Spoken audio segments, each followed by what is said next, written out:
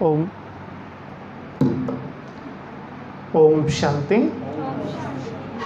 मेरा बाबा प्यारा बाबा मीठा बाबा। क्या कह रहा था गीत? कभी सोचा आत्म परिवर्तन का विश्व परिवर्तन से क्या ताल्लुक है? आप अगर अच्छे अच्छे कपड़े पहन लो तो क्या संसार के सारे गरीबों को अच्छे कपड़े मिल जाएंगे? आपके घर में पनीर की सब्जी बनी है तो बाकी भूखे को खाना मिल जाएगा? तो कैसे बोल सकते हो कि स्व परिवर्तन से विश्व परिवर्तन होता है? कैसे हमने कह दिया? आपके परिवर्तन से विश्व कैसे बदलेगा? कभी सोचा इसके ऊपर? हम नहीं लड़ेंगे, दूसरा नहीं लड़ेगा, ठीक है? ऐसा होता है ममता में? हम नहीं लड़ते हैं तो लोग हमसे ज़्यादा लड़ते हैं। हाँ, रिस्पॉन्स नहीं देते, चुप हो जाते हैं ना, ठीक। और बहुत सारे पति लोग तो लड़ते हैं मगर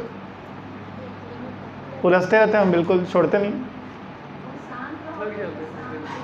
हाँ, एक माता जी ने बताया मेरे पति गला दबा रहे थे, वो देखते हैं तेरे बाबा आग छुड़ाता है कि नहीं छुड़ाता है।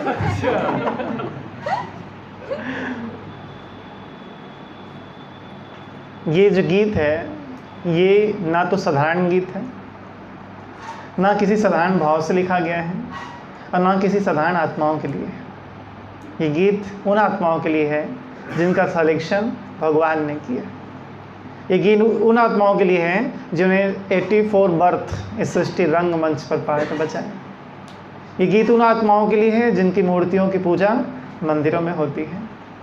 ये गीत उन आत्माओं के लिए है जिनके एक एक संकल्पों में विश्व को बदलने की शक्ति है। विश्व को बदलने की शक्ति है। कितने ऐसे भाई बहन कुमार कुमारी माताओं का अनुभव है जब वो ज्ञान में चले तो अकेले चले थे। अकेले चले थे वो भी ठीक था, लेकिन घर में हर किसी का विरोध था। छोटे छोटे लोग विरोध करते थे, लेकिन अब सारे के सारे ब्रह्मा कुमार और ब्रह्मा कुमारी बन गए और घर में घुल गई पाठशाला। घर बन गया भगवान का घर। इतना चेंजेस हो गया। कितने लोग अपना अनुभव सुनाते हैं। एक माता अपना अनुभव सुनाते मुझे कि बोले मेरे पति को पता चल गया था कि इन लोग प्याज नहीं खाते हैं, तो बोले 1 किलो टमाटर और 5 किलो प्याज लाते थे और किचन में खड़े होकर डलवाते थे, डाल डाल डाल ऐसा करके। और उनको ये भी पता था कि इन लोग दृष्टि विष्टि कुछ करते हैं, तो खाते समय देखते रहते थे। थोड़ा सा कहीं ऐसा रुका ना हाथ, क्या कर रहा है, खा चल, कुछ नहीं देखना है, सब ठीक है। तो बगल में बिठा के खिलाते थे। और धन्य है माता जी, उनके बच्चों ने उनके लिए योग किया, 1 साल किया, बोले ये नहीं बदलेगा, रावण तो नहीं बदलता है। उस माता जी ने 12 साल योग किया। 12 साल योग किया माता जी ने अपने पति को बदलने के लिए, और आज घर सेंटर बन गया। सारे बच्चे, दोनों बेटियां समर्पित हो गई, ब्रह्मा कुमारी बन गई। घर नीचे का मकान खुद रहते हैं, ऊपर का मकान सेंटर बना दिया। तो ये साधारण आत्मा तो नहीं ना जिसने 12 साल योग किया। कितनी धैर्यता चाहिए। उनका निश्चय खत्म नहीं हुआ। वो लोग 2 साल में बोलते हैं शिवा विवा कुछ नहीं है, या मेरे पति बदलने वाले नहीं है, या बदलने वाले नहीं है, सुधारने वाले नहीं है, जो भी, मेरा बेटा नहीं सुधरेगा, नहीं छूटेगा इसका। लोग 2 हफ्ता योग करके पेशेंस खत्म आता है लोगों का। कि लोगों ने देखते हैं योग में बिल्कुल एक धैर्यता नहीं होती। वो चाहते हैं आज योग करो कल काम हो जाए। और योग भी कब शुरू किए हैं? जब समस्या आई। इससे पहले तो ताल्लुक नहीं था ज्ञान और योग का। अभी अभी ताल्लुक जोड़ा गया है। अभी अभी ज्ञान और योग को चाचा और मामा बनाए गए हैं। आज से शुरू किया योग और चाहते हैं कल सब काम हो जाए। और बताते हैं 28 दिन हो गए भैया योग करते हुए, तो बहुत बड़ा काम कर दिया। 28 दिन क्या है? कुछ नहीं है। जितना विकर्म किया उसके हिसाब से कुछ भी नहीं है। बहुत खाता बनाए हैं, बहुत गहरा हिसाब किताब है। तो ये गीत उन आत्माओं के लिए है जिनके परिवर्तन से सच में संसार बदलता है। क्योंकि पत्तों को काटने से पेड़ की मौत नहीं होती, लेकिन जड़ों को काटने से पेड़ मर जाता है। तो हम वो आत्माएं हैं जो जड़ हैं, जिनके प्रकंपन संसार में चारों ओर फैल रहे हैं। अब में से बहुत लोग नहीं जानते होंगे, एक थेरेपी आती है जिसका नाम है एंजल थेरेपी। उस थेरेपी का नाम है एंजल थेरेपी। उसमें बैठकर वो अभ्यास करते हैं कि ब्रह्मांड में फैले हुए फरिश्ते, मैं तुम्हारा आह्वान करता हूँ, आप आओ और मुझे हील करो। अनुभव करते हैं फरिश्ते आ रहे हैं, उनका हाथ मेरे सर पर है, मेरे कंधों पर है, और मेरा स्वास्थ्य बिल्कुल ठीक हो रहा है, और वो ठीक हो जाते हैं। और उसका टाइम शाम को 6:30 से 7:30 है, और सुबह 4 से 5 है। पता आपको? सुबह 4 से 5 है, ठीक है। आप उस समय देते हो और उस समय वो लेते हैं। तो आप फरिश्ते हो, ये लोगों को भी जानकारी है कि कुछ फरिश्ते वतन में होते हैं, संसार में चारों ओर। तो एंजल थेरेपी है, तो आपके परिवर्तन का प्रभाव संसार पे पड़ता ही है। आपके घर में सब लोग एंटी हो जाएं, अपनी स्व स्थिति को शक्तिशाली बनाओ, अपने अंदर परिवर्तन लाओ, और अब देखना वाइब्रेशन कैसे काम करते हैं। घर के लोग आपको हेल्प करते हैं। हमारे स्कूल में लगभग 84 टीचर्स, सॉरी 144 टीचर्स हैं, सब्जेक्ट टीचर्स। 144 केवल सब्जेक्ट टीचर्स हैं। अलग एडमिन स्टाफ अलग है और सपोर्टिंग स्टाफ अलग है। और हम योग करते थे तो योग का प्रभाव स्कूल के एक एक स्टाफ पे पड़ता था, हमने देखा। और योग कितना देर करते थे पता है? उनके लिए 3 मिनट मात्र। जब स्कूल में जाते थे, स्कूल में ड्यूटी स्टार्ट करने से पहले 3 मिनट योग करते थे। और उस 3 मिनट के योग में हमने देखा कि उस स्कूल के पूरे कैंपस में चेंजेस आ गया, पूरे लोगों का व्यवहार चेंज हो गया, हर व्यक्ति हमारा सपोर्टिव हो गया अच्छी तरह से। तो प्रभाव पड़ता है। तो हम चलते हैं आज के विषय की ओर, जिसका नाम है श्रेष्ठ संस्कार से श्रेष्ठ संसार। हमारे लौकिक रिश्ते में मैंने एक बार देखा, मैं रिश्ता तो नहीं बता सकता आपको, पिताजी ज्वेलर्स दुकान है उनका, पिताजी का सोना चांदी की दुकान खोल के बैठे। घर में 18 एकड़ की प्रॉपर्टी, खेत है 18 एकड़। डीजे वगैरह का भी बुकिंग का काम वो करते हैं, ज्वेलर्स दुकान भी है, इतनी संपत्ति है। लेकिन उनके 2 बच्चे डिफरेंट टाइप के। कैसे डिफरेंट? उनके हाथ में थाली है खाने की, तो दूसरे की थाली से निकाल के खाते हैं। तुमको और लेना है तो ले लो एक्स्ट्रा, बोलते नहीं, दूसरे का लूट के खाने में उनको बड़ा मजा आता है। उनके हाथ में प्लेट है जिसमें मिक्सचर रखा हुआ है, मुझे प्लेट दिया गया है, मेरे प्लेट में मिक्सचर, तो मेरे प्लेट से निकाल के खाता था वो। उस समय समझ नहीं आता था क्या है ये। उनको पैसा दिया गया कि जा, ये पैसा है, तुम लोग नाश्ता पानी कर लेना बाहर। तो वो पैसा रख लेता था, देता नहीं था। उसमें लगता था क्या है ये अजीब, और समझ में आता है क्या है ये क्या है? ये है संस्कार। क्या है ये? संस्कार। हर एक आत्मा का अलग अलग एटीट्यूड है, एटीट्यूड, व्यक्तित्व। और यदि उस एटीट्यूड की कब्र को खोदा जाए तो उसमें क्या निकलेंगे? पुराने संस्कारों की अस्थियां निकलेंगे। क्या निकलेंगे? पुराने संस्कारों की अस्थियां। ये जो शरीर है ना, अगर मैं बोलूँ संस्कारों की भूमिका क्या है इस हमारे जीवन में, तो इस शरीर में हर एक अंग महत्वपूर्ण है, किसी को हम निगलेक्ट नहीं कर सकते, हर किसी का इम्पोर्टेंस है। लेकिन इस पूरे शरीर में अगर अस्थियां ना हो, सब हो, आँख हो, नाक हो, कान हो, मुख हो, सब हो, अस्थियां ना हो, सोचो कैसे होगा? इमेज करो, अगर आपके शरीर में अस्थियां ना हो तो रबड़ बन जाओगे आप, कपड़े की तरह। ठीक है, ऐसे उठाएंगे, उठोगे, छोड़ेंगे टप से, लेट जाओगे ऐसा फ्लैट चादर की जैसे। अस्थियां ना हो, ऐसा शरीर रहेगा आपका। तो शरीर को आकार और प्रकार अस्थियां देता है। ठीक वैसे ही आत्मा की सारी शक्तियां उसके पास होने के बाद भी आत्मा के व्यक्तित्व का निर्माण, आत्मा के एटीट्यूड का निर्माण उसके संस्कार ही करते हैं। संस्कार से ही किसी व्यक्ति की पहचान बनती है। संस्कार से ही पता चलता है कि बच्चा बड़ा होके संत बनेगा या आतंकवादी। के बच्चे होते हैं ना, छोटे छोटे बच्चों को पढ़ाओगे, कई ऐसे बच्चे। एक छोटा बच्चा आया, उसने कहा सर उसने मेरे को मार दिया। छोटे बच्चे होते हैं क्लास 1-2 के, नर्सरी के, ऐसी कंप्लेन उनकी रहती, बहुत शिकायत रहती है उनके पास तरह तरह की। सर इसने मुझे मार दिया। तो मैं उठ के जाने वाला था उस बच्चे को देखने के लिए, तो दूसरे बगल के सर ने कहा मत जाओ सर, बोले वो खुद मार के आया होगा। बोले बच्चा विकट बदमाश है, सबको मारता है, और वो बताया उससे पहले आके बताता है कि उसने मुझे मार दिया। एकदम बदमाश टाइप का बच्चा था वो, बाद में मुझे जानकारी मिली। तो बचपन से ही संस्कार बताने लगते हैं कि बच्चा आतंकवादी बनेगा, संत बनेगा।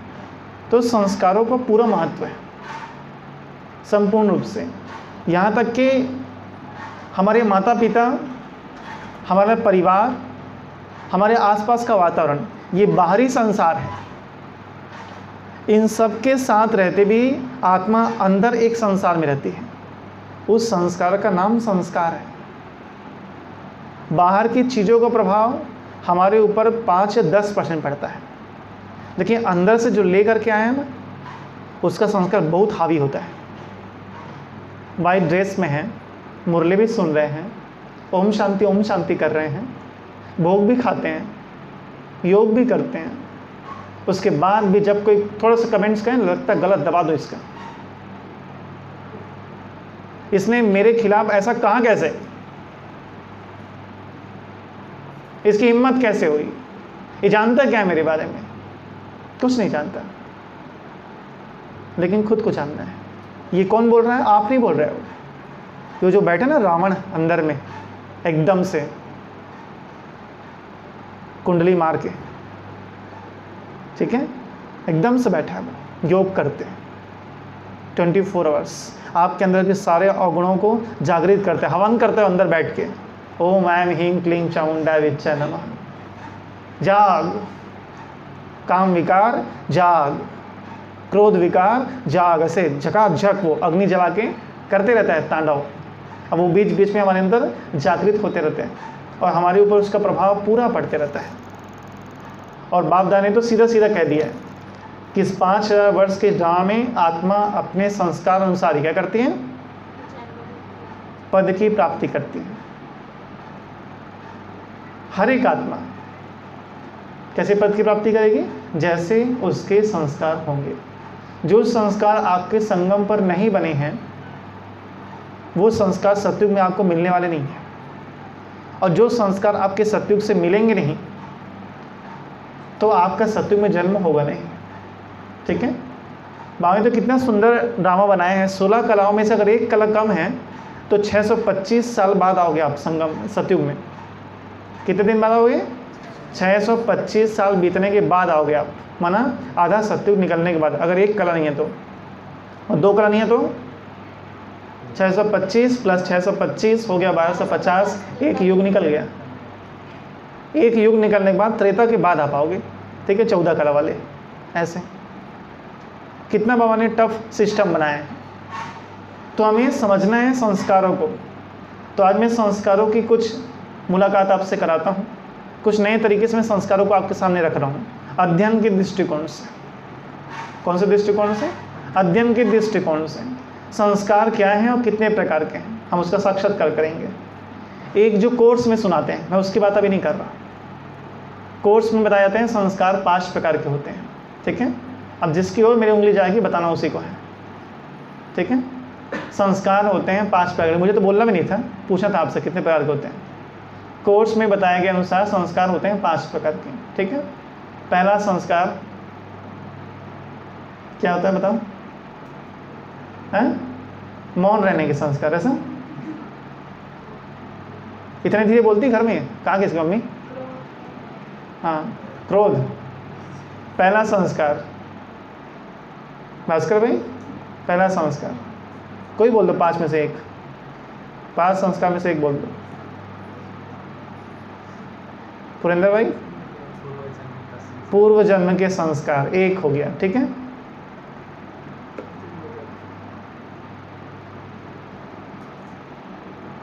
अन्नो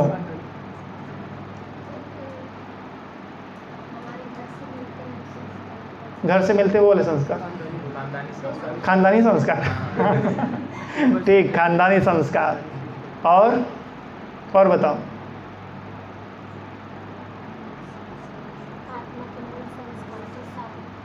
शांता ने एक बताया मूल संस्कार। ठीक है,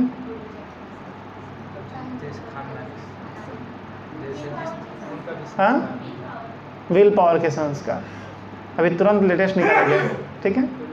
चलो अब समझ लो, पहले से आपको पता होगा, मैं रिवाइज कर देता हूँ, मेरे साथ बोलते हैं ना।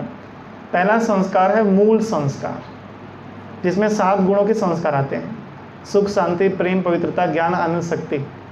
मूल संस्कार बस लिख लो। पहला संस्कार कौन सा है? मूल संस्कार। दूसरा संस्कार माता पिता के संस्कार। दूसरा कौन से हैं?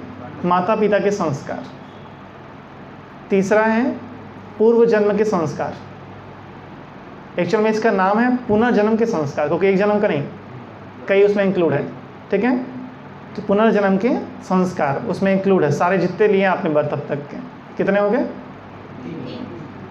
चौथा है वातावरण के संस्कार। जिन परिस्थितियों के बीच आप रहते हो, जिनके साथ रहते हो, जो कुछ भी पढ़ते हो, जो कुछ टीवी में देखते हो, जो कुछ मोबाइल में देखते हो, वो सब मिला के एक संस्कार बनता है, उसको बोलते हैं वातावरण के संस्कार। और अंतिम है दृढ़ता का संस्कार, जिसको उन्होंने बताया विल पावर के संस्कार। जब हम कोई चीज़ ठान लेते हैं तो करके रहते हैं, उसको बोलते हैं दृढ़ता के संस्कार। ये 5, इसकी बात मैं इस वक्त नहीं कर रहा फिलहाल, ठीक है। तो संस्कारों को मैंने अध्ययन के दृष्टिकोण से 4 भागों में बांटा है अभी, ताकि उसको हम समझ सकें। जिसमें पहला संस्कार है मित्र संस्कार। कौन संस्कार? मित्र संस्कार, फ्रेंड। दूसरा है विरोधी संस्कार। पहला संस्कार मित्र संस्कार, दूसरा विरोधी संस्कार। तीसरा है सहयोगी संस्कार। तीसरा कौन सा है? सहयोगी संस्कार। और चौथा है ज्वार भाटा संस्कार। ज्वार भाटा जानते हो किसको बोलते हैं? समुद्र में आता है ज्वार भाटा, उसमें लहरें एकदम स्पीड से चढ़ती हैं और स्पीड से नीचे आती हैं। पूर्णिमा की रात को होती है ना? पूर्णिमा की रात को होती हैं, चंद्रमा के प्रभाव से लहरें एकदम ऊंची, ज्वार भाटा बोलते हैं उसको। कि बच्चे नहीं जानते, जान लो। तो 4 संस्कार हुए, कौन कौन से? पहला मित्र संस्कार, दूसरा विरोधी संस्कार, सहयोगी संस्कार, चौथा ज्वार भाटा संस्कार। अब आप सोच रहे होंगे मित्र संस्कार सहयोगी संस्कार तो एक हो गया, एक जैसा है, लेकिन ऐसा नहीं। सबसे पहले हम ले रहे हैं मित्र संस्कार। ऐसे संस्कार जो बाई बर्थ, जब से आप इस सृष्टि रंगमंच पर आए हो, कब से आए हो आप जानो, मुझे नहीं पता। जब से आप इस सृष्टि रंगमंच पर आए हो तब से आपकी हेल्प कर रहे हैं, आपकी शक्ति को बढ़ा रहे हैं। उन संस्कारों को कहते हैं मित्र संस्कार। एग्जाम्पल के लिए दान करना। दान करना, हम विकारी थे द्वापर युग में, लेकिन दान तब भी करते थे, करते नहीं करते थे? आज भी वो संस्कार है। हम जब बीके नहीं बने थे ना, तो भी था अंदर में। गरीबों को देख के थोड़ा लगता था कि इनके लिए कुछ करें। गरीब नहीं, जो भी अगर कोई तकलीफ में है, तो जो हमारे समर्थ में है, हम सोचते थे कुछ कर दे इसके लिए। तो दान करने के संस्कार हमारे मित्र संस्कार हैं। दान करने से आत्मा की शक्ति बढ़ती है, चाहे वो ज्ञान का दान हो, चाहे वो धन का दान हो, चाहे श्रम दान हो, चाहे सकाश का दान हो, पुण्य कर्मों का दान हो। हर प्रकार का दान आत्मा की शक्ति को बढ़ाता है, और ये हमारे अंदर बाई बर्थ है। मैं ऐसा नहीं बोल सकता कि मैं जब बीके बनूं तभी जागा, ऐसा नहीं है, पहले से था। तो वो संस्कार जो आत्मा की शक्तियों को बढ़ाए, मित्र संस्कार। तो एक है दान करने के संस्कार, दूसरा है नई चीज़ों को जानने की। समझो पॉइंट को, हमारे अंदर बाई बर्थ है ये। हम हर समय नई चीज़ों को जानने के लिए उत्सुक हैं। कोई भी ऐसी चीज़ जिसके बारे में हमने कभी ना सुना हो, अगर सुनाई जाए तो हम सुनना चाहते हैं, हम जानना चाहते हैं। ये हमारे अंदर है, शुरू से है। आध्यात्मिकता के संस्कार, इसमें कुछ एक्सेप्शनल निकल सकते हैं जो द्वापर युग के बाद जन्म लिए हैं, लेकिन फिर भी ईश्वर के प्रति हो सकता है हम 8 बजे सो के उठते थे, लेकिन भगवान को प्रणाम तो करते थे। बचपन से मेरी नेचर थी, कोई ऐसा मंदिर अगर दिख जाए बगल में, चाहे उसके देवी देवता का चेहरा पहचान ना आता हो, मतलब समझ में आता हनुमान जी, गणेश जी हैं कि पार्वती जी हैं, लेकिन प्रणाम करते थे।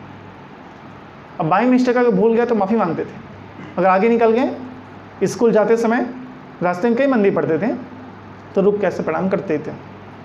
अगर भूल जाते थे तो माफ़ी मांगते थे कि आज भूल गया बात करते करते। तो नेचर में थी।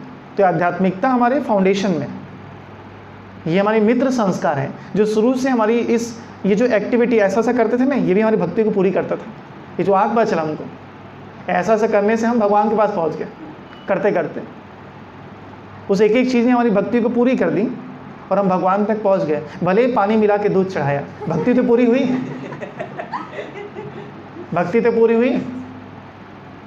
आधा ग्लास दूध और एक लोटा पानी, उससे दिखता था कि शिवरात्रि मैंने उससे ज़्यादा दूध चढ़ाया, ऐसे करके, ठीक है।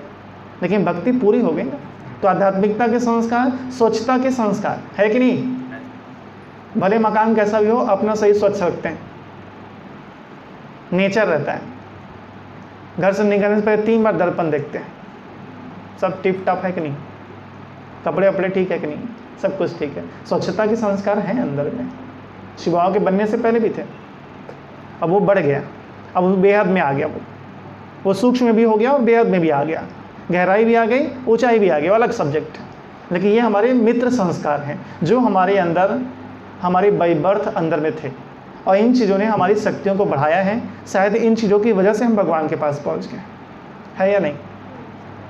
जैसे मुझे जीव हत्या नहीं देख सकता मैं, मुर्गा काटा जा रहा हो, मछली को मारा जा रहा हो, ठीक है, किसी गाय को जोर से डंडे मार दें, सांप को ही मार दे कोई, तो ये चीज़ें देखी नहीं जा सकती हमसे, हम नहीं देख पाते। ये संस्कार अंदर में कब से था नहीं पता, लेकिन इन चीज़ों ने हमको दया करना सिखाया। तो ये चीज़ें हमारे मित्र संस्कार हैं, ये आत्मा की शक्तियों को बढ़ाते हैं। दूसरा कौन सा लिखा, विरोधी संस्कार। विरोधी संस्कार वो सारी एक्टिविटी जो सदा काल से आत्मा के लिए दुख का कारण बनती है, विरोधी संस्कार कहलाते हैं। वो सारी एक्टिविटी मतलब क्रियाकलाप, कर्म। हमारे अंदर कुछ ऐसे कर्म हैं जो अनचाहे हमसे हो ही जाते हैं। विरोधी एक्टिविटी में एक आध दो नाम, एक बदला लेना। उसमें 2 प्रकार के लोग होते हैं, एक जो 1 हफ्ते तक याद रखते हैं फिर भूल जाते हैं। कुछ लोग तो मरते दम तक याद रखते हैं। मरते से अपने बेटे को बोलते हैं, तुम्हारे पड़ोसी ने मेरे घर पे आग लगाई थी, तुम बेटा मैं मर रहा हूँ, तुम उस घर में आग लगाना।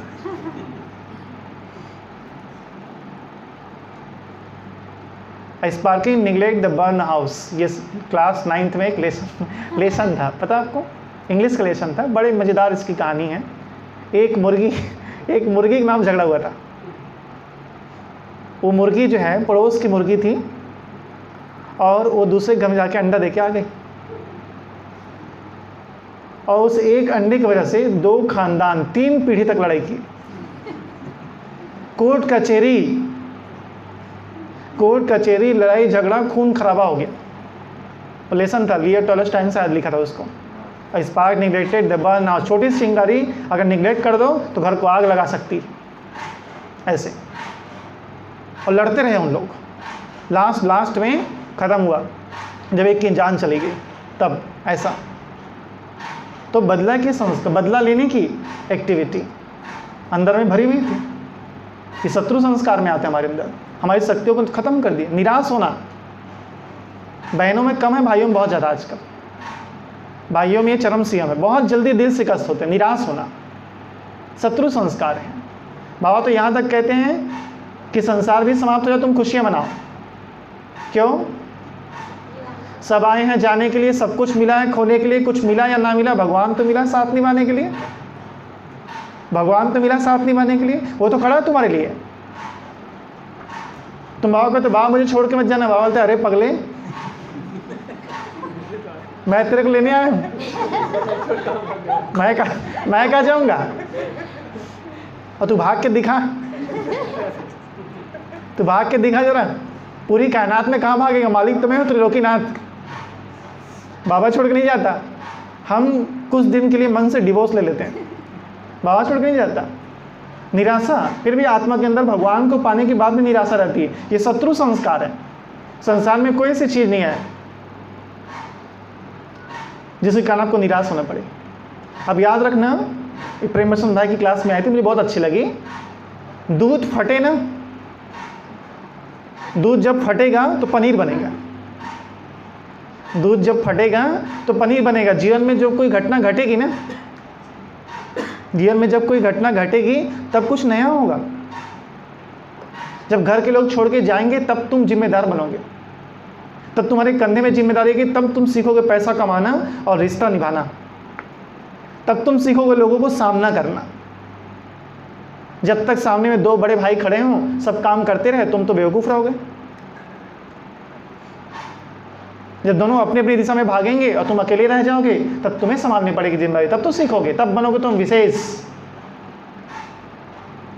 तब तुम्हारा एक परिचय बनेगा, तब लोग तुम्हारा परिचय देंगे, फलाना है जिसने फलाना फलाना काम किया है।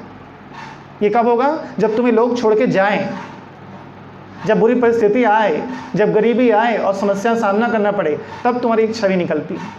दुनिया में जितने भी विशेष लोग हुए हैं, स्वामी विवेकानंद से लेकर महात्मा गांधी तक, डॉक्टर APJ अब्दुल कलाम तक, हर किसी की बेसिक जो परवरिश थी, हर किसी की जो शुरुआत हुई महानता की, जहाँ से महानता की शुरुआत जो ही ना किसी के बचपन से हो जाए।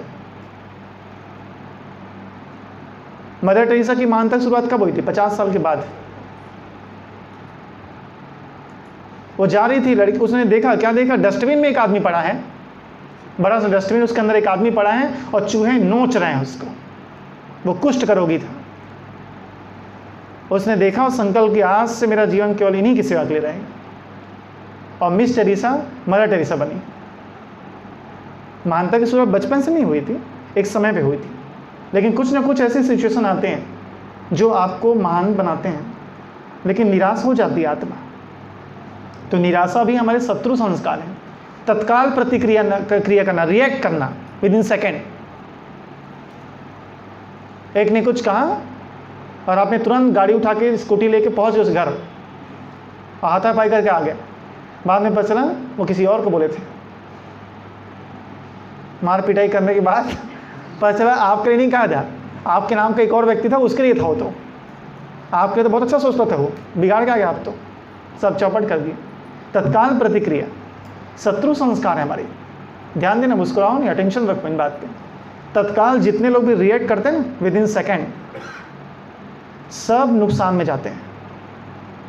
जिसने भी ऐसा किया ना, उसमें से 40% लोग तो जेल में हैं।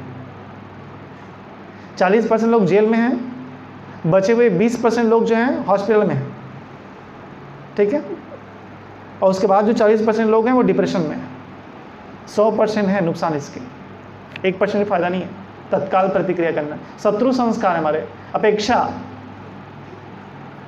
रिश्ते अच्छे थे, अच्छा लगता था मिल करके एक दूसरे से, हमने अपेक्षाएं बढ़ा दी, अब बेकार लगता है। कोई किसी की किसी अपेक्षाओं को पूरी नहीं कर सकता, लेकिन ये हम पालते हैं और रिश्ते खराब होते हैं। तो अपेक्षा एक शत्रु संस्कार है। ये जो इसके अलावा और भी हिसाब है, निराशा, बदला लेना, शक करना। माताओं बहनों में कूट के भरा होता है।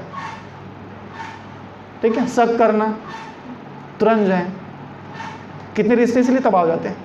शक करना, अपेक्षाएं, तत्काल प्रतिक्रियाएं, ये सब शत्रु संस्कार है। तीसरा संस्कार सहयोगी संस्कार। इंग्लिश ग्रामर में एक शब्द आता है जिसको बोलते हैं हेल्पिंग वर्ब। क्या बोलते हैं? हेल्पिंग और सहायक क्रिया। उसका अपना कोई मीनिंग नहीं होता, उसका अपना कोई मीनिंग नहीं होता, लेकिन उसके बिना ग्रामर अधूरा है। वो पूरे सेंटेंस को पूरा करने के लिए आवश्यक है। ठीक वैसे जो सहयोगी संस्कार होते हैं ना, इस संस्कारों का अपना ज़्यादा महत्व नहीं होता, लेकिन ये अच्छे और बुरे, इसलिए बोला हूँ मैं, ये अच्छे और बुरे दोनों को जागृत करने में बड़ा सहयोग करते हैं। अच्छे को भी जागृत कर देते हैं और बुरे को भी जागृत कर देते हैं। इसलिए इसमें बोले सहयोगी संस्कार, जो अच्छे बुरे दोनों को जगाने में हेल्प करे, उसे सहयोगी, हेल्पिंग संस्कार, सहयोगी संस्कार कहते हैं। एग्जाम्पल मैं आपको बता रहा हूँ, जल्दी उठना अगर मेरे अंदर संस्कार है, तो जल्दी उठने से मेरे अंदर उमंग, उत्साह, आत्मविश्वास और क्रिएटिविटी, ये चीज़ें बढ़ जाएंगी। अगर मैं जल्दी उठता हूँ, रोज़ सुबह उठने के बाद सोता नहीं हूँ, इंक्लूड है। ठीक है? उठने का सोने वाले के ऊपर लागू नहीं होता है। अगर जो सुबह सूर्योदय से पहले उठता है और सोता नहीं है, जागृत रहता है, उसकी क्रिएटिविटी, उसका आत्मविश्वास बहुत तेज़ी से बढ़ता है। तो जल्दी उठना कोई बहुत बड़ा संस्कार नहीं हो गया, लेकिन ये बाकी श्रेष्ठ संस्कारों को ताकत दे रहा है। दे रहे नहीं दे रहा है। अब उठ के देखो, जागृत रहो, सो मत। अमृत वेला करने के बाद नाश्ता करने के बाद सोना आधा घंटा, वो ठीक है। दूसरा, टाइम पास करना। टाइम पास करना ये सहयोगी संस्कार, ये किसको जागृत करेगा? टाइम पास करना, यहाँ वहाँ टाइम पास करना, ये कोई खतरनाक संस्कार हमको नहीं लगता। यहाँ बैठे गप्पे मारे, वहाँ बैठे गप्पे मारे, जो रास्ते मिला थोड़ा बहुत चिट चैट करते हैं। ज्ञान की नहीं, ज्ञान की होती तो फिर बात ही अलग थी। ज्ञान की नहीं, थोड़ा इधर, थोड़ा 15, थोड़ा 11 भट्टी में गए थे, क्या हुआ? अरे बहुत अच्छा था भट्टी। लेकिन वो जो बहन आई थी ना, दिन भर सो रही थी। सेवा तो कोई करते च नहीं थे, जिसको देखते गप मारते थे। सेवा करने के बोले सेवा नहीं करते थे। कौन? वो फलाना बहन। चलो मैं चलता हूँ, मेरे योग का टाइम हो गया। टाइम पास करना, टाइम पास करना, आप भले कर रहे हो टाइम पास, लेकिन ये आपके अनेक बुरे संस्कारों को जागृत कर रहे हैं। कौन कौन से बुरे संस्कार जागृत हो जाएंगे?